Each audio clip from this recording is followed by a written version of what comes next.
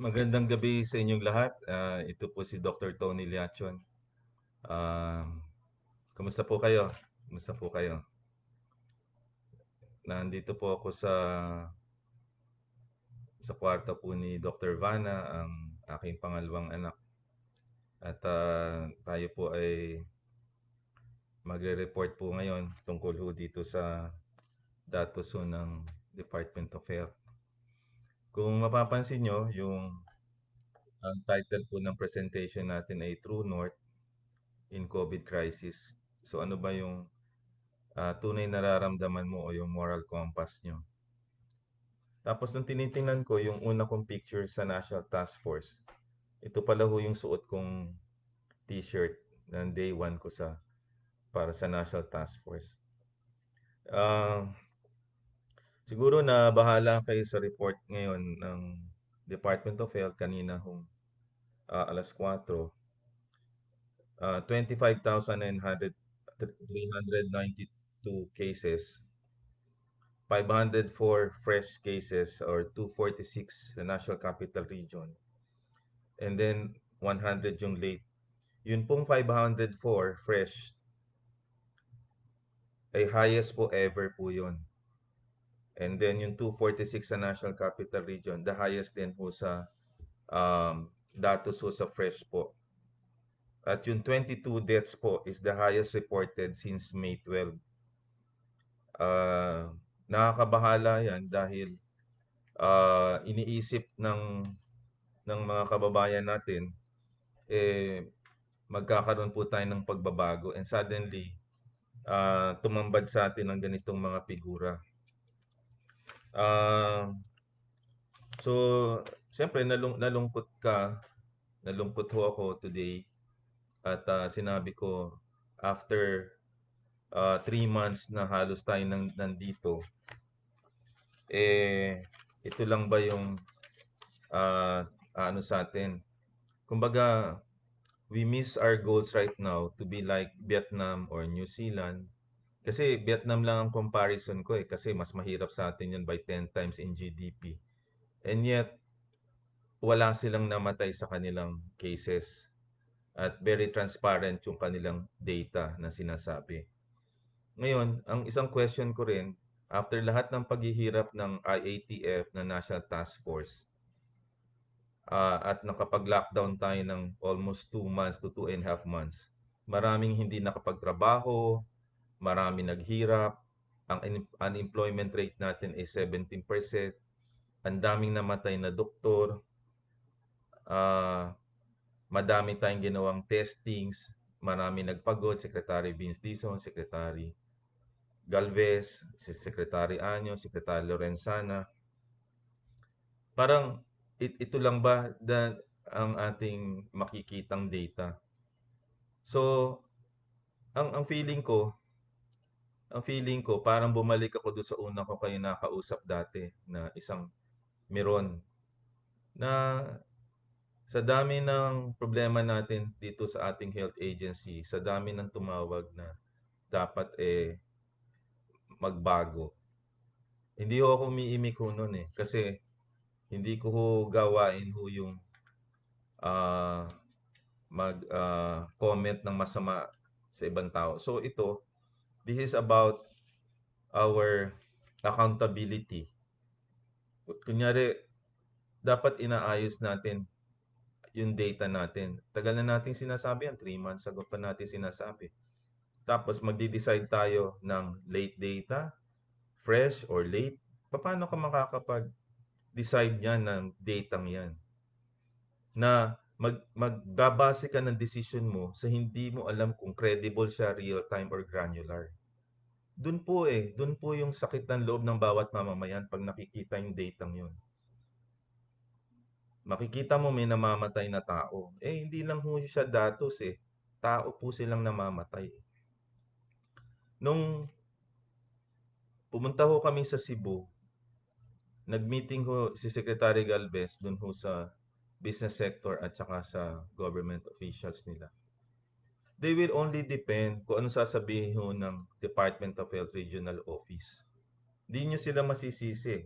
Kasi Like the President, kung anong sabihing data sa kanya ng Department of Health, magde-decide sila, pati IATF. Ngayon, kung hindi siya real-time and granular data, then may problema ang IATF kung anong magiging quarantine interventions. So, ganun din ho nung nangyari kami sa Cebu. Nung nag-meeting ho kami ng private hospitals and public hospitals together with the regional director ng Department of Health. Tinanong ni Secretary Vince Dizon, ano ang lagay ng mga hospital? Puno ang beds nila, ICU, mga ventilator. Pero hindi sila umiimik dahil ayaw nila ma-offend yung taong nandoon sa regional office. At ang dami nagte-text po sa akin yun.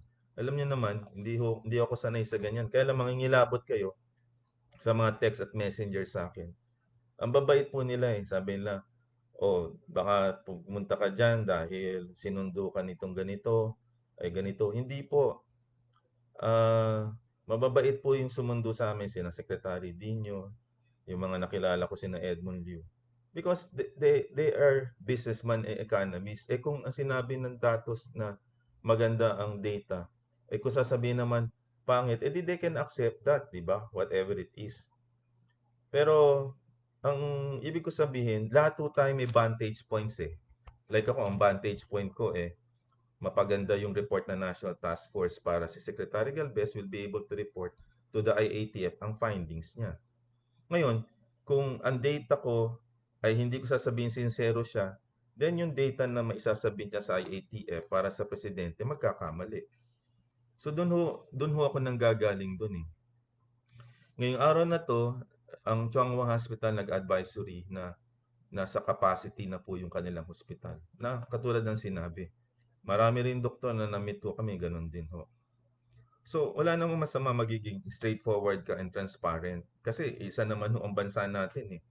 So, ang question natin, hindi natin ho dapat itago yung data na yan. Kasi it is, ang feeling ko lang ho, it is the moral responsibility ng bawat Pilipino na sabihin mo yung tama. Kasi nakasalalay dito ang buhay ng maraming tao, trabaho ng maraming tao, kanilang career path, let's say mga anak ko, dito ako sa kwarto ni Vanna, paano na mag start ng career itong anak kong doktorang to, na pinag-aral mo yan sa magagandang eskwelahan.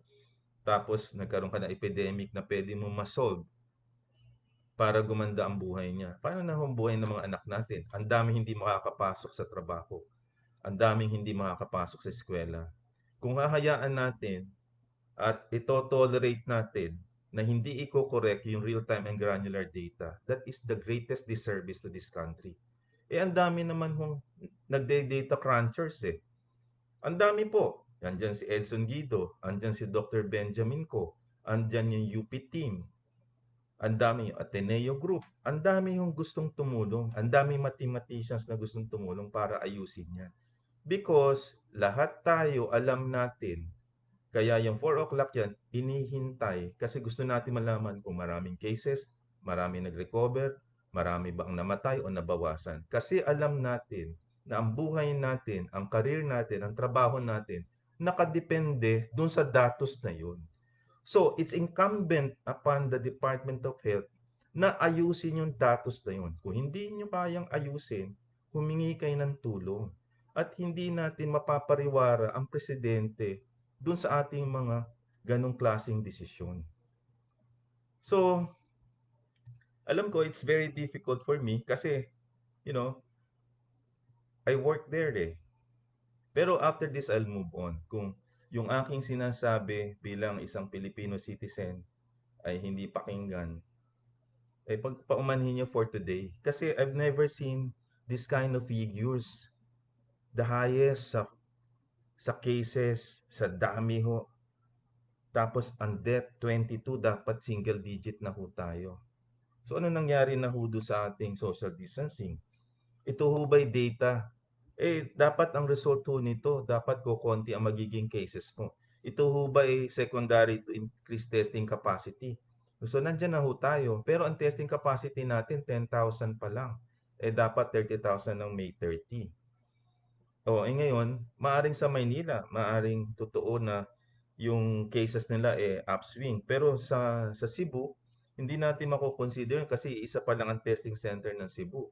And yan, pagbabasihan natin yung record na na-admit ho sa ospital. Kasi yan ang very clear pag kami na-admit ka sa ospital. Kasi hindi mo ho siya masasabing hindi objective kasi nire-report ho yan eh. So ang point ko na sinasabi, oo, nalungkot po ako, disappointed po ako. Ganun talaga ang buhay, meron ho tayong sadness, meron din tayong happiness. Ang hirap naman ho, magtawanan ho tayo tapos ang buong bansa naman ay nalulungkot. So, I'd like to be very honest lang and transparent. Then tomorrow we'll try to roll with the punches, no? Ang iniisip ko lang, sinabi ko nga po, yung number one, we lost everything in terms of focus sa risk communication. Dapat kung ganito ang numero, anong explanation mo bakit increase ang cases? Hindi lang natin sasabihin gano'n ng cases. Bakit ganito ang death? Sasabihin natin, kasi po, 1 month or 2 months ago pa ho yun, yung late ho yan. Dapat meron man lang kolatilya na ganun ho yun para hindi mag-worry ang mga tao. Yun ang tawag doon ay risk strategic communication. Now, if these were really deaths, nakaka-worry siya. Ngayon, ang tanong ng mga tao, nasaan yung mga namatay na yan? Nasang lugar? Ano siyang region? Ano siyang probinsya? Ano siyang hospital? Ganun po yung tinitingnan ho natin ho eh. So, kung yan ang problema, ano ho naman ang priorities natin? Di ayusin natin yan at real-time granular data. Ayusin ho natin yung ating contact tracings. Ayusin natin ang testing capacity natin. Yun ho ang dapat natin. Tayo po, lahat. Ayusin din natin kung ano magiging plan natin. I-revisit natin ho yung plano natin. Para sa ganun, makapagsilbi ho tayo ng tama.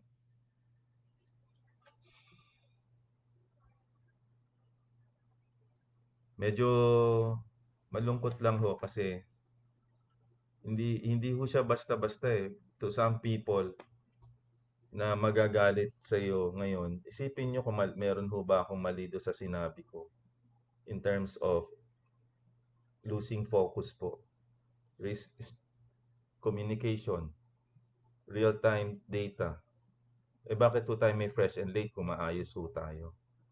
Hindi ho ba dapat inayos natin yung backlogs natin? Taka dapat natin pinasok ho yun para maging real-time and data. Nasan po yung ating metrics of success, ang dashboard natin. So yun ho yung point na ibig ko sabihin eh. Yung accountability po, dinidemand ho natin yan. Lalo na ngayon may crisis, hindi naman ho to ordinary times eh. Hindi naman ho to business as usual eh. This is pandemic. Ngayon kung sasabihin natin hindi lang tayo ang nagkaganito. Bakit yung ibang countries in Asia nagpe-perform better than us mas mahirap pa sila sa atin. Vietnam na lang mas mahirap sa atin yun. Kung sasabihin natin mas populated tayo, 110 tayo, 96 million ho ang Vietnam eh. Tapos 10 times so na mayaman tayo sa Vietnam, ang GDP nila mas mababa kaysa sa atin. So, ang sinasabi ko lang ho, mga kababayan, yung nafi-feel ng isang ordinary citizen na nire-risk din yung buhay sa pagpasok ko everyday. Kung makikita nyo kung gaano magtrabaho si Secretary Galvez at saka yung NTF, yung mga sundalo na nandun na nagpapakamatay para ho dito sa pag-deliver ng services. So, siyempre, nagdi-demand din tayo ng clear explanation para dito. Sana makita nyo that this is taken in the light of sense of urgency at patriotism and love of country. Minsan, pinapansin ko yung mga anak ko, pinapansin ko din ang sarili ko. Tumatanggap din ako ng batiko sa asawa ko. But this one over the dinner table, this one sabi nila, tama ako. When your family ay sabihin tama yung sinabi mo, mahusay yun. Kaysa sabihin sa'yo ng asawa mo, mali yung ginawa mo. Sinabi ng anak mo, mali ang ginawa mo. Pero wala naman akong maling ginawa dahil tama lang naman yung sinabi ko. It's just that you work for the institution. Pero I don't work for that institution. I work for the country. I work for the National Task Force. And therefore, accountable tayo dapat dun sa trabaho natin na dinidiman sa inyo. Yun po yun eh. So, magpasensya nyo na lang ho kung bakit ho ganun. Minsan ho may nagtanong sa aking isang kaibigan, ano ba ang true north mo? Ginagawa mo ba yan dahil tatakbo ka sa eleksyon? Gusto mo ba maging Department of Health Secretary? Abay, wala ho sa isipan ko ho yun, to be honest with you. Kung gusto kong tumakbo ho dati, dapat matagal na ho. O, 'di ba? Ilang years na ho akong ganito. So sabi ko nga, tingnan niyo yung track record ko kung sa bawat lobbying na ginawa ko sa Syntax, sa Deng Baksya, kung ano-ano. Ako ba'y tumakbo bilang opisyal? Naghangad ba ako ng posisyon? Hindi po. Ito nga ho, tinawag lang ho tayo. Hindi katulad nung dati, nag-volunteer ako. Tinawag po ang inyong lingkod. So, I was someone right now to help. Hindi naman po ako nagpresinta. So, magiging disservice ho yan kung hindi ko bibigyan ng tamang payo or divergent opinion. Kasi alam natin may krisis tayo ngayon. So, wag niyo hong mamasamain po kung naging ganito po ako. Wala ho akong ibang vested interest. Masaya po ako ngayon sa buhay ko ngayon. Kaya yun po, ang gusto ko lang ho sabihin sa inyo mga kababayan. So, kunyan nakita mo yung problema, ang tanong sa akin ng isang kaibigan ko na nagtatrabaho sa isang mataas na lugar, ibig sabihin sa government. Ito ho yung payo ko. Ang una nating gawin, katulad ng sinabi ko sa presidente noong April 20, ayusin po natin yung data natin, real-time and granular data. Pagbuhusan ho natin ho ng malaking pong effort, pera, pawis ho dito. Kasi in the next 2 years ho, we will be dependent on the data that will be submitted to us by the health agency. Kung ang data na yan ay hindi natin ho matatrust, hindi real time makakagawa ka ng decision, ang laking problema yan para sa atin. Sa employment, sa buhay, sa poverty, sa career nating lahat. At sa buhay ng mga ating mga anak at sa magiging anak ng mga anak pa natin. Ito ho generation po eh. Kailangan ho natin yun. Pangalawa, dapat mas ayos na natin yung testing capacity. Dapat pagtulungan na ho ng private sector kung nahihirapan ng government. Dapat mag-partnership na po tayo dito. At wala na ho tayong divergent opinion. So this is a wake-up call sa aking part. Sino naman ba naman ako? Isang tao lang naman ho ako. I'm not even a public official. I'm just a consultant. So I work for the country and I work for the Constitution. And I work for the flag and I work for the Filipino. And I work dahil iniisip ko yung buhay ng asawa ko, yung buhay ng mga anak ko, at saka ng mga kamag-anak ko. Ang pangatlo na dapat natin gawin, nasa na ho ba tayo sa contact tracings po? Dapat to ito ay inaayos po. Meron plano talaga kung ilan na po, ano ba ang sweldo niyan, saan sila i-deploy, ano magiging trabaho nila, para ho malaman na ho talaga kung paano natin masosolve tong krisis na to. So yun yung ang hinihingi ko na paumanhin sa inyo. Kung bakit po hindi naiiba ho itong topic ngayon natin kaysa sa mga dati nating topic. Pagpasensyahan nyo nga kung nasabi ko po to sa inyo. Uh, I know it will be taken negatively by other people. Huwag naman yung masamain. Nandito ho tayo para tumulong. Marami na rin po ako mga kaibigan na taliwas po sa iniisip ko at marami na rin pong lumayo. Kaya parang Lone Ranger lang ho tayo. O konti na lang ho yung natitira. Mahirap po kasi when you take the road na less traveled, talagang magkakaproblema tayo. Yun ho yung pinuntahan natin pong tahak or daan eh. So wala tayong magagawa dyan. So ano pwede nating itulong ho?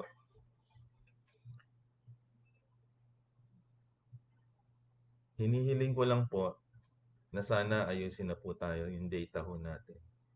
Sana po kumuha tayo na talaga ng mga experts, mga encoders, epidemiologists, researchers, academic institutions na tutulong po sa Department of Health.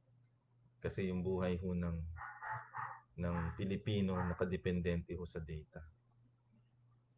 Pangalawa, kailangan ho siguro tayong magkaroon ho ng reflection on the action plan natin. Baka hindi ho umuubra yung plano ho natin at bigyan natin ng timelines din para hindi ho tayo nagugulat ho sa data na nakikita ho natin. So, ang pangatlo, tingnan ho natin kung nasan ho tayo sa contact tracings kasi ito ho yung success story ho ng South Korea at saka ng Vietnam. At even ngayon ho sa Singapore, even sa New Zealand, even ho sa Australia. Marami tayong countries na nag-fail dahil hindi ho sila nag-contact tracing at nagkaroon ng testing. So, kailangan ho natin yon. At ipagpaumanhin nyo kung ako po ay sumulat ng ganon na maaring hindi nyo kinagusto kasi hindi nyo nakaugalian akong magsalita ho ng negative. Hindi naman negative yon. It's just a comment po. Pagpatawad nyo po. I don't want to sound po na galit kasi hindi ho dapat tayo galit. Papansin nyo, sober naman po ako. At sana maunawaan nyo. Kung ito ay magkokoso ng problema sa akin, na ako po ay mawala sa aking job, malungkot po yon. At sana maintindihan nila na kaya po ako nagko-comment po na sinasabi ko po yan kahit sa meeting. And it's just that nagkataon meron tayong social media. Pero during meeting, sinasabi ko rin po yun, yung real and granular data na sinususugan naman po ng Secretary Anyo, Secretary Lorenzana, at Secretary Galvez na kailangan natin ng real-time granular data. It's just that sometimes nagbe-vent ho tayo ng ating emotions. Pero nung lumabas yung datos ho, nalungkot ako. And I just like to call it a spade a spade. Talagang yun po ang problema natin. Ngayon, kung hindi natin nare-recognize yung problemang yan, then there's a real problem na nakikita ko. So, sana po makita po yan in a different light at nagpapasalamat po ako sa kaibigan ko na nagtulak ho sa akin na magkaroon ho ng courage, ng passion at sincerity. Alam ko pong delikado po yung kinatatayuan ko pero yun po yun eh. Salamat doon at naunawaan mo. Pagpasensya nyo. Kailangan ko ho ng prayers nyo kasi marami ho tayong magkakaproblema ho dito. But sometimes, sana marinig ho ng Presidente or ni Senator Bongo po na ito po sinasabi lang natin kasi si Senator Bongo siya po yung chair ng Health Committee para maintindihan niya po na ginagawa lang ho natin to para maiwas ho natin ito. Gusto natin maayos po yung datos ng Department of Health, maayos ho natin yung testing ho natin, maayos ho natin yung atin pong contact tracings para hindi rin mapagod ho yung mga member ng cabinet po. Kasi lahat po sila tinitingnan yung datos po ng health agency. So, yun lang po yun. Sana maintindihan nyo po na tayo po pare-parehong Pilipino. Kailangan lang ho talaga pagka may krisis so somebody has to tell kung anong mali. Kasi pag hindi naman ho tayo nagsalita, edi parang tayo naman ho tinatawag may apathy ho tayo or may compassion fatigue na tayo. Ang problema diyan kung napagod ho tayo katutulong at napagod tayo na maawa sa ibang tao. Kung yung isang taong namatay na nalulungkot tayo namatay dahil alam niyo na po, maraming namamatay sa maraming reasons so hindi na natin babanggitin yon. Pero kung mamamatay tayo dahil sa pandemic na to, paano natin may iwasan pa yon? At ang napaka-importante dito ay yung ating priorities na dapat to i-set up na natin. So, hopefully, just like yung old times na nagtawag tayo ng command center ho dati, sana ho itong particular na video na to ay makarating po na gusto ko pong humingi ng tulong sa inyo na maayos na po yung ating datos, malinis na po. Sana po ito yung priority natin next week na tawagin na po yung UP, tawagin na si Dr. Benji ko, tawagin na si Edson Guido, tawagin na po yung mga professor at epidemiologist so at tulungan na ho na ayusin para makita talaga natin yung curve. Tapusin ho yung backlog na para sa ganun lahat ng data na makikita ng IATF at ng NTF fresh, tunay na real time, granular para paggawa mo ng desisyon, tama po 'yun. Tama din ang pagbigay ng data na ECQ siya, MECQ siya, GCQ siya, modified GCQ siya.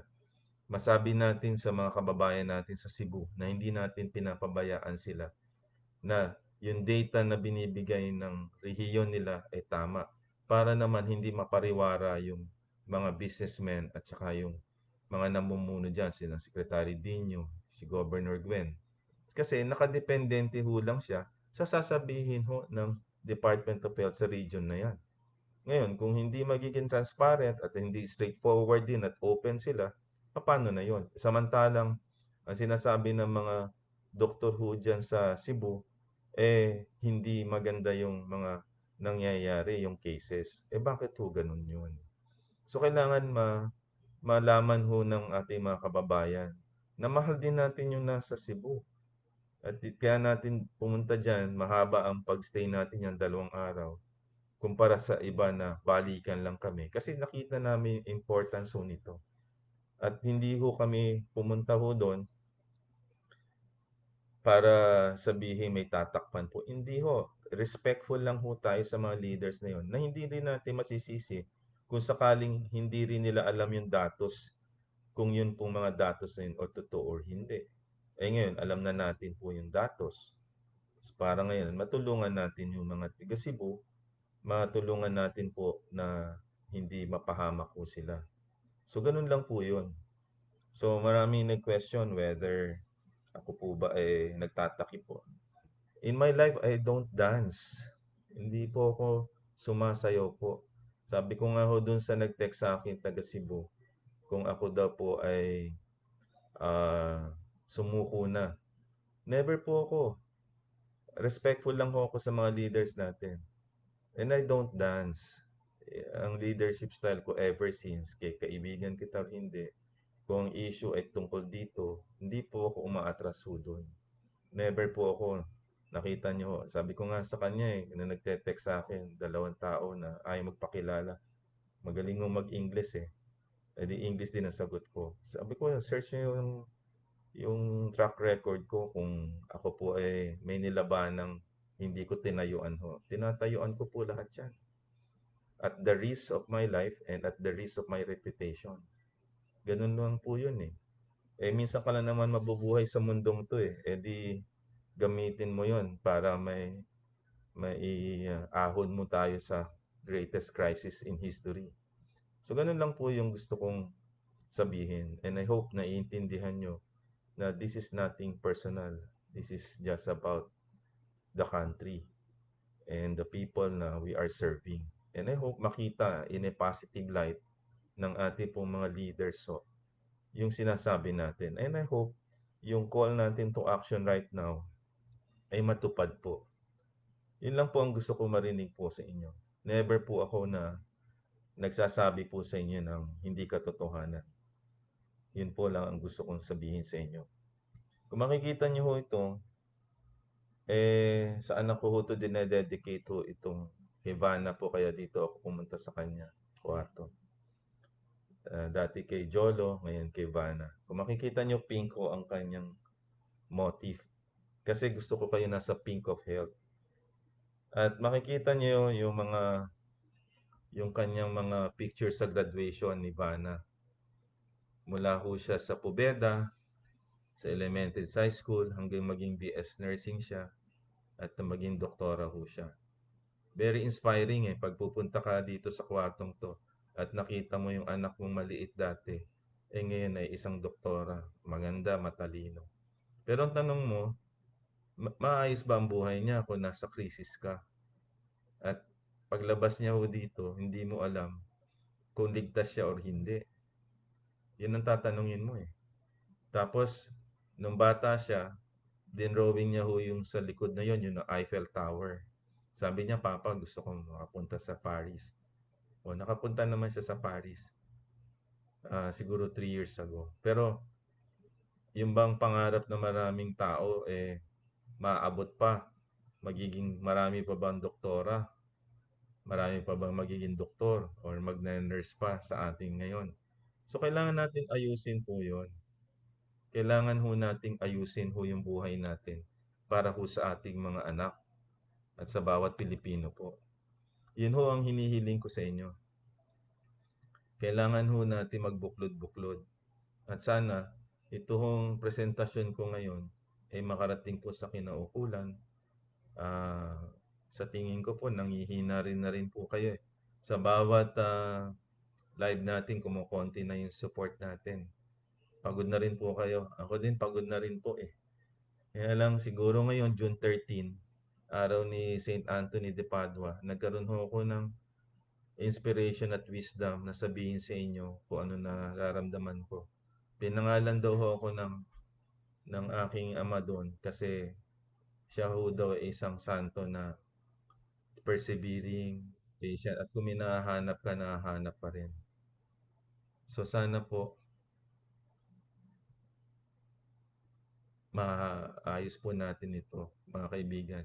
At yung sa laban ko po dati si Philip, ah si Philip, kaibigan ko yan si Philip. Sa mga laban ko sa Senado, lagi kong kasama siya. At sana dito sa labang to kasama niyo po, kuli kayo sa tulong-tulong ho tayo.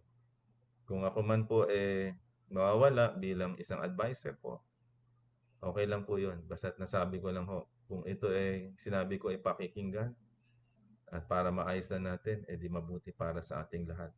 Sana mapukaw din po yung puso ng iba na naging parang fence-sitter lang po yung mga kaibigan ko dati na alam naman nilang mali tinotolerate po for some reason. Hindi ko nga alam bakit ganun po ang nangyari.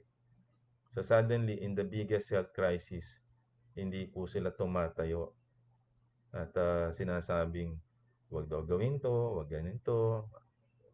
Kaya lang po sabi nga po daw the worst place daw in hell would belong to those who would actually act with apathy at walang compassion.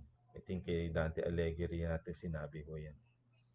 So wag natin kung hayaan na yung apathy pumasok sa atin. Wag kong pumasok yung lack of compassion and empathy. Higit sa lahat, maging makabuluhan sana ang buhay natin sa pagtulong sa iba. So, babanggitin ko lang ho ang isang uh, quote na nakita ko po. So, if you don't fight for what you want, then don't cry for what you lost. Yang ibig sabihin, pag hindi ho kayo lumaban sa anong gusto nyo, then wag ho kayong umiyak dun sa mawawala ho sa inyo. Kasi hindi nyo pinaglaban eh. So kung gusto nyo magkaroon ho kayo ng trabaho muli, gusto nyo makabalik ho kayo sa dati. So gamitin nyo po yung power po ninyo mag-express. Kasi sabi nga ho nito, if you don't fight for what you want, then don't cry for what you lost. So wag ho nating pagsisihan na umiyak po tayong lahat at mamatayan ho tayo ng ating mga mahal sa buhay kung hindi natin paglalaban ho ito. This is about us. This is about the flag. This is about the family. And this is about our moral convictions. So minsan pa, sa dami natin yung video na panood na nakakatawa, siguro mag-reflect naman tayo. Ano ba ang araw na ito? Importante ho ito kasi nasa crossroads ho tayo sa Lunes. Sana po sa pwersa ho ng social media, makarating ho sa presidente na kailangan na natin po ng pagbabago. Yun lang po. Maraming salamat po sa inyo at pasensya na po kayo. Ito po si Dr. Tony Leachon, isang manggagamot na Pilipino para sa bayan po, para sa inyo. Maraming salamat po sa inyong lahat. At sa susunod po tayo nagkita po, sana po maayos na po after 1 week or 2 weeks po. Sana pakinggan ho tayo. Pagdasal ho natin na walang mangyayari po sa inyo, sa aking pamilya at maging sa inyong lingkod. Maraming salamat po.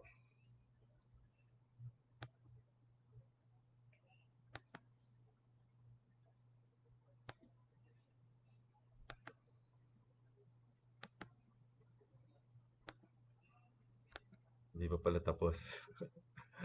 Bye.